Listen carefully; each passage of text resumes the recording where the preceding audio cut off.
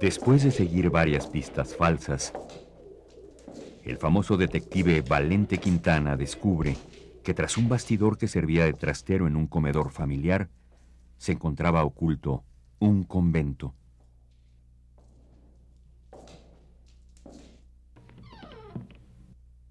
Al traspasar la puerta, las palomas emprendieron súbitamente su vuelo. Una especie de remolino de incienso y la rasgadura de un velo detienen por segundos al decidido investigador.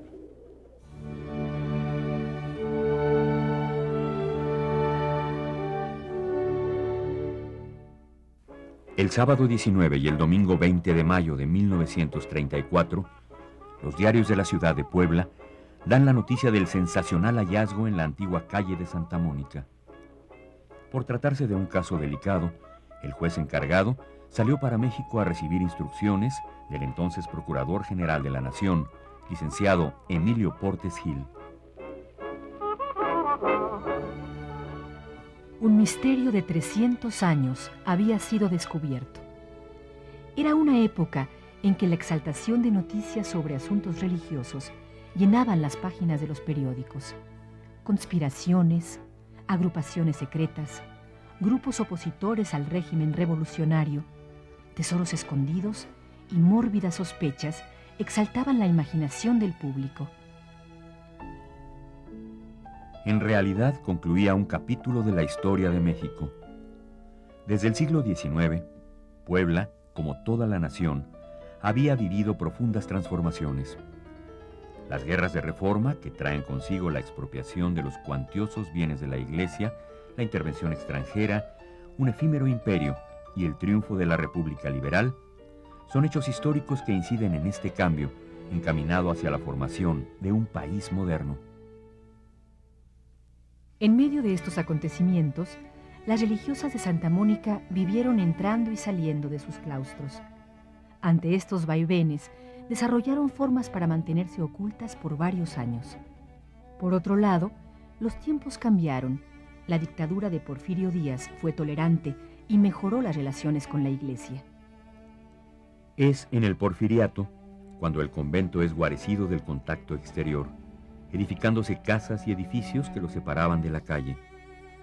Se instaló una fábrica de alumbrado público hacia 1888 y la fachada neoclásica del actual edificio tiene grabada la fecha 1911. Poco tiempo después, se acondicionaron departamentos para familias.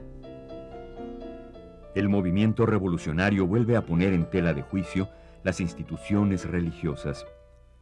Las relaciones con la Iglesia se complican al grado de provocar un conflicto para la sociedad mexicana. Estalla una guerra, la Cristera, y se desata una persecución policíaca que comienza a cesar en la década de los años 30, justo cuando se descubre un reducto del pasado cargado con todo su simbolismo y peso histórico. En realidad, el convento de Santa Mónica era un secreto compartido por todo el barrio que protegía a las religiosas. El departamento amueblado como una casa era el torno, esto es, el recibidor de las religiosas de Santa Mónica, el espacio de contacto con el mundo profano y reservado solo a personas de confianza.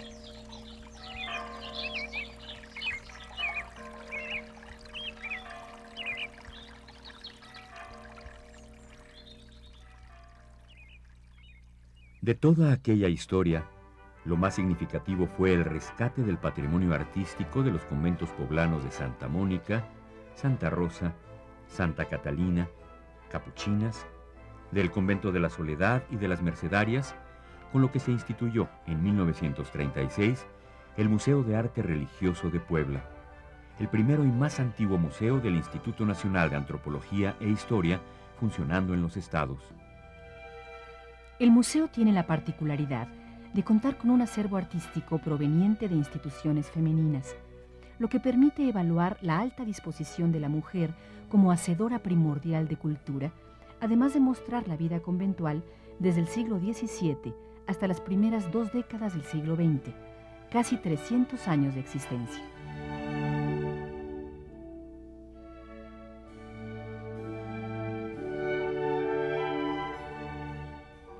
El exconvento de Santa Mónica se encuentra en el centro histórico de la ciudad de Puebla, el mayor en edificios catalogados en el mundo, declarado Patrimonio de la Humanidad.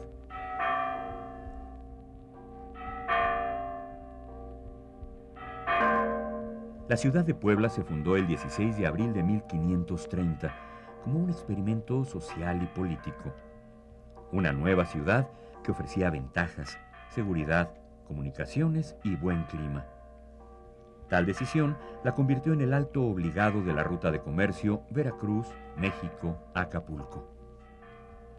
En Puebla, el 17 es un siglo religioso.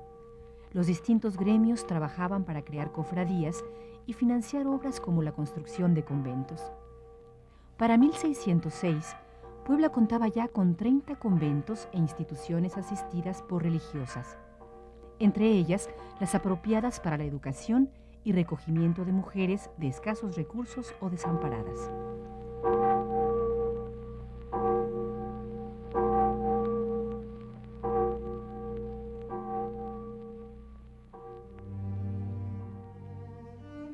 En ese año, el cura don Julián López y el canónigo de la catedral don Francisco de Reynoso deciden construir el hospicio de señoras nobles, pero la poca renta que recibía la institución provocó que cesara su función original. Este asilo, del que hoy solo quedan ruinas, se transformó, por orden del Ayuntamiento de Puebla, en recogimiento de reclusión forzosa de mujeres perdidas, bajo la advocación de Santa Magdalena Penitente. Pero este reformatorio tampoco llegó a buen puerto con pupila alguna, ya que terminó en prostíbulo.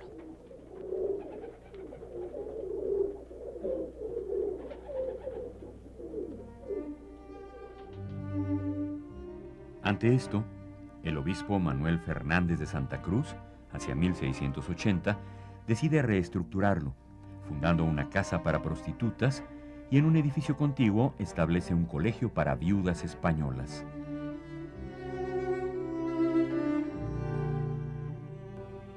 Pero las señoras de Alcurnia no quisieron entrar al encierro, así que el obispo decide poblarlo de niñas, doncellas y viudas, pobres, virtuosas y honradas, inaugurando el colegio el 11 de junio de 1680.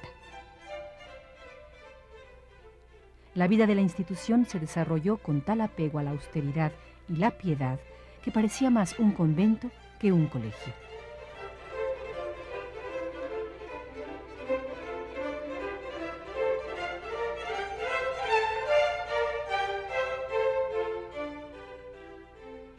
No pasaron muchos años para que el día 24 de mayo de 1688 se consagrara como convento de agustinas recoletas de rigurosa observación, bajo el patrocinio espiritual de Santa Mónica.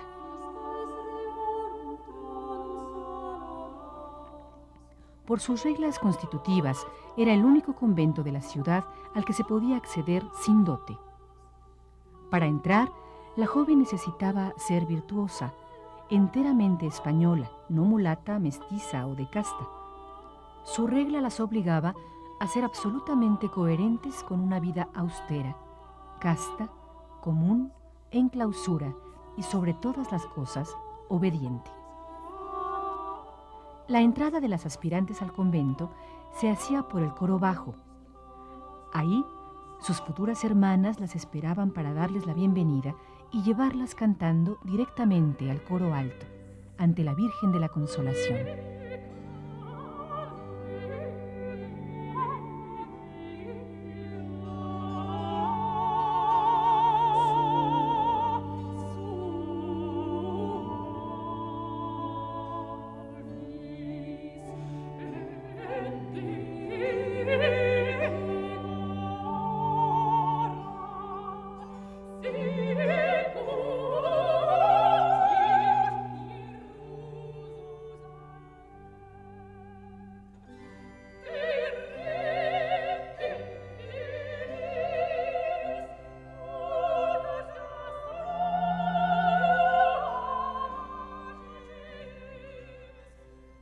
En el coro bajo se iniciaba la vida religiosa y en él terminaba, descendiendo al osario donde permanecerían sus restos mortales.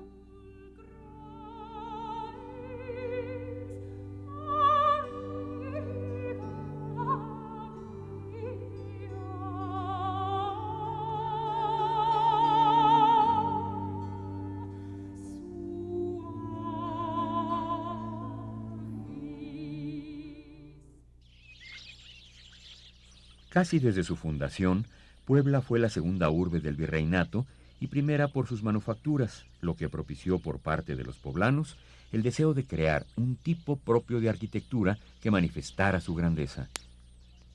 Las fachadas se cubrieron de cerámica y barro. Con la disposición de cuadrados y rectángulos nacen el petatillo y el ajedrezado. Es talavera, ladrillo y talavera, talavera y ladrillo. El azulejo poblano fue el producto de la industria de la cerámica vidriada, introducida por alfareros españoles originarios de Talavera de la Reina. De Oriente aprendió los motivos geométricos y florales, el azul sobre blanco. Luego se agregaron el amarillo, el verde y el rojo óxido, que revela el secreto de las armonías cálidas y reservadas.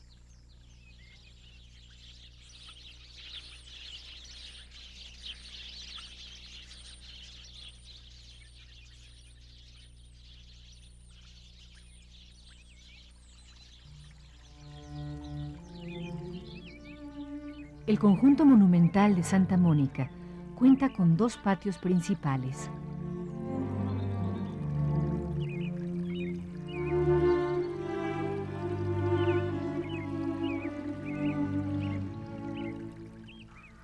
Uno cerrado por amplios corredores guarda una sobria arquitectura.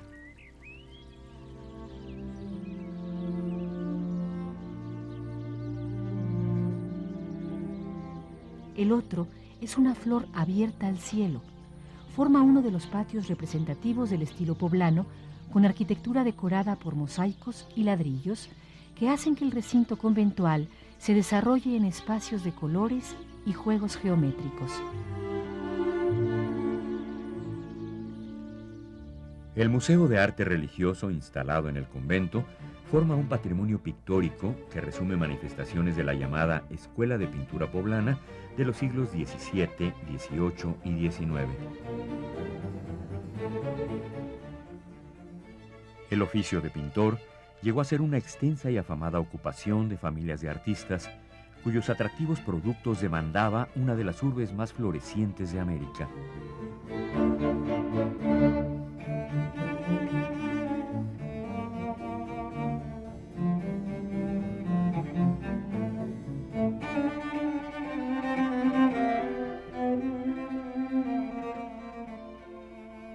La colección de pinturas se enriquece con autores como Juan Correa, uno de los más notables de su tiempo, fecundo y distinguido artista, quien trabajó entre 1675 y 1739, y fue maestro de otros afamados pintores.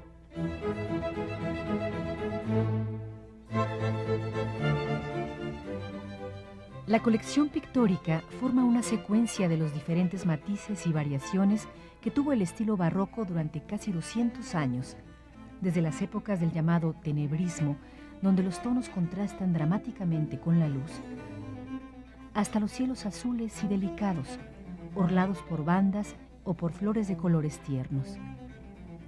Su temática religiosa muestra la exaltación en busca de la luz.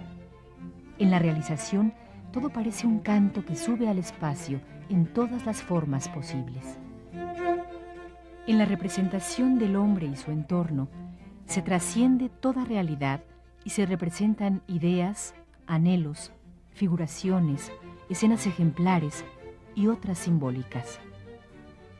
Esta impresionante colección de pintura necesita trabajos de restauración, catalogación y estudio, adecuar las salas de exhibición y su museografía, abrir espacios que complementen la secuencia artística con más obras rescatadas de autores poblanos. El museo, por ser el decano de los museos estatales del país, requiere una proyección de trabajo que sume esfuerzos para lograr restaurar y adecuar un museo con renovados esfuerzos a la altura del arte poblano. El Museo de Arte Religioso de Santa Mónica conserva la disposición original del convento y es un escaparate no solo de la vida de las religiosas, sino de los oficios realizados por la mujer. Es un error pensar que los conventos solo servían para la reclusión de la vida religiosa, mundo vedado a la sociedad, lleno de misteriosos secretos, centros de fanatismo o lugares de discreción de pecados abominables.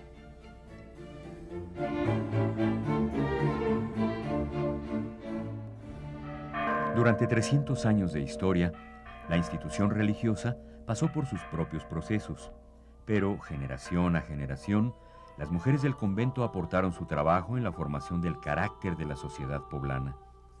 Fue en este renglón donde el convento fue un centro de desarrollo artístico y cultural.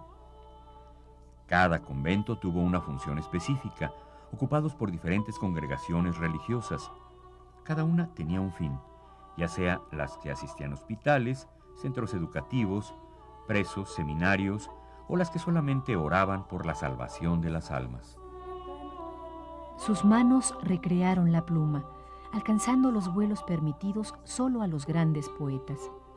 No una, sino varias mujeres dejaron su ingenio, su crítica, su erudición en las ciencias y humanidades. Otras manos emprendían las llamadas labores, donde a todo cálculo del punto se recreaban los símbolos católicos con la geometría mudéjar y antiguas flores del paisaje mexicano.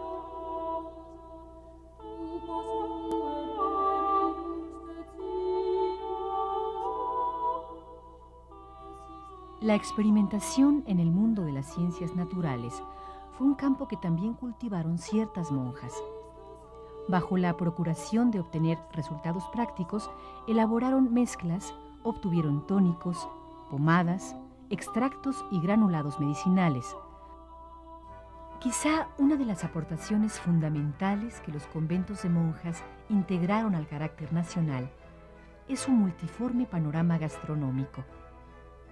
Se ha dicho que Puebla es su cocina, y para cocinas las de sus conventos. En ellas, manos geniales crearon a través de ciencia, combinación y talento la inmensa y maravillosa cocina poblana. La colección museográfica cuenta con artefactos de cocina, cazuelas grandes, las torteras que sirven para hacer el arroz y cazuelas atoleras, así como ollas para cocer los frijoles, hervir la leche, calentar el agua y servir el mole. Las cazuelas grandes se usaban para guardar las conservas que se necesitaban para la fabricación de los dulces que se vendían. El chocolate no lo hacían las monjas, sino personas de fuera, las chocolateras, pero con la receta propia del convento. Las monjas necesitaban grandes cocinas. En Puebla, una de las más famosas es la del convento de Santa Mónica, en donde se dice nacieron los chiles en nogada, platillo tricolor por excelencia de la cocina mexicana.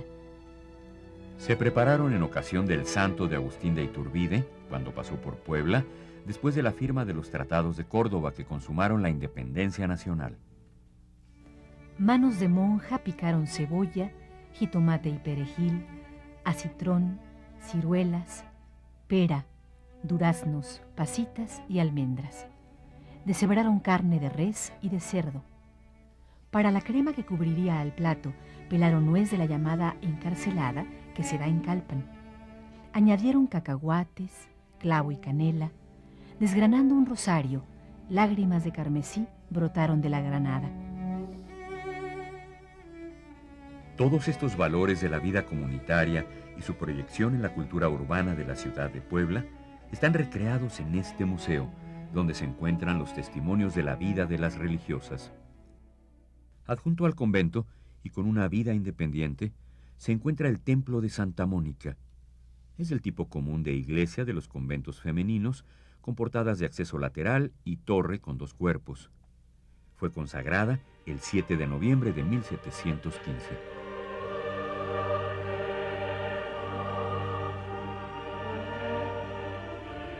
El templo es el único lugar del complejo arquitectónico, convento e iglesia, que como tal cumple su función entre un sector muy amplio, no solo del barrio del antiguo convento, sino en toda la ciudad de Puebla.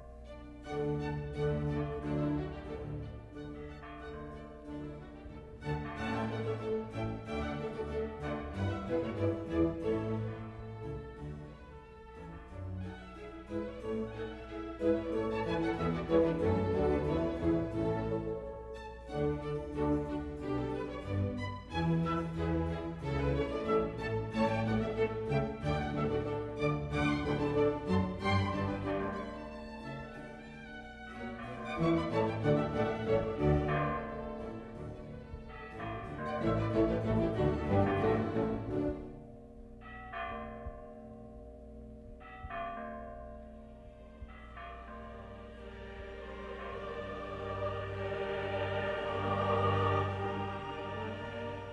esta imagen que se venera en el templo de Santa Mónica, el pueblo mantiene hasta la actualidad un fervor especial.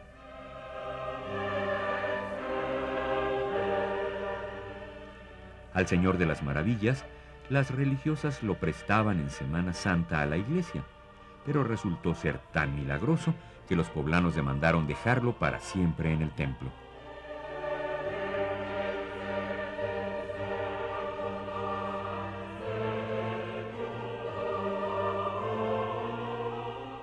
Durante más de 300 años, estas paredes escucharon el ir y venir de honorables mujeres poblanas, que con su actitud mostraron cuáles eran los valores que debían regir las conductas de las jóvenes que aspiraban a casarse y formar una familia. Su quehacer cultural traspasó las paredes del claustro, interviniendo en el ideal femenino de la sociedad de su tiempo.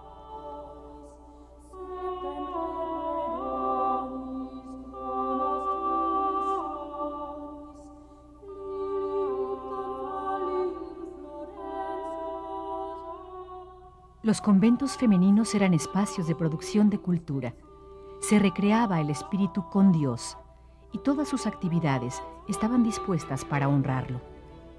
Es en este contexto sociocultural en el que se gesta el monasterio de las Agustinas Recoletas de Santa Mónica.